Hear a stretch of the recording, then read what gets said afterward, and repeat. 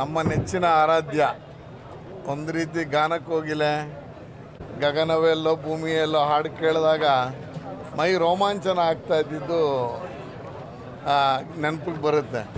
ಆ ಎರಡೂ ಕನಸಲ್ಲಂತೂ ನಾವು ಪೂಜಿಸಲೆಂದೆ ಹೂಗಳ ತಂದೆ ಅನ್ನುವಂಥ ಗೀತೆಗಳನ್ನ ಇನ್ಯಾರೂ ಹಾಡೋಕ್ಕಾಗೋದೇ ಇಲ್ಲ. ಮಹಾನ್ ದೈವಭಕ್ತರು ಎಷ್ಟರ ಮಟ್ಟಿಗೆ ಅಂದರೆ ಅವರ ಕೈಯಲ್ಲಿ ಕೃಷ್ಣನ ವಿಗ್ರಹವನ್ನು ಇಟ್ಕೊಂಡು ಅವರು ಇರೋದನ್ನು ನಾವು ಗಮನಿಸ್ಬೋದು. ಆ ರೀತಿಯ ದೈವಭಕ್ತರು ಕೈಯಲ್ಲಿ ಕೃಷ್ಣನ ಇಟ್ಕೊಂಡೇ ಪ್ರಾಣ ಬಿಟ್ಟಿದ್ದಾರೆ ಅನ್ನುವಂಥದ್ದನ್ನು ನೋಡಿದ್ರೆ ಗೊತ್ತಾಗುತ್ತೆ. ಸಣ್ಣ ವಿಗ್ರಹನೂ ಕೈಯಲ್ಲಿದೆ, ಅವ್ರಿಗೆ ಅವರೇ ಸಾಟಿ. ನಾವಿನ್ನು ಇದಕ್ಕಿಂತ ಏನು ಹೆಚ್ಚು ಕೇಳೋಕ್ಕಾಗಲ್ಲ. ನಮಸ್ಕಾರ.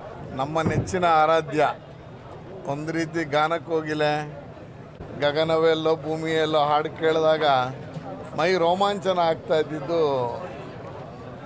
ನೆನಪಿಗೆ ಬರುತ್ತೆ. ಆ ಎರಡೂ ಕನಸಲ್ಲಂತೂ ನಾವು ಪೂಜಿಸಲೆಂದೆ ಹೂಗಳ ತಂದೆ ಅನ್ನುವಂಥ ಗೀತೆಗಳನ್ನ ಇನ್ಯಾರೂ ಹಾಡೋಕ್ಕಾಗೋದೇ ಇಲ್ಲ. ಮಹಾನ್ ದೈವಭಕ್ತರು ಎಷ್ಟರ ಮಟ್ಟಿಗೆ ಅಂದರೆ ಅವರ ಕೈಯಲ್ಲಿ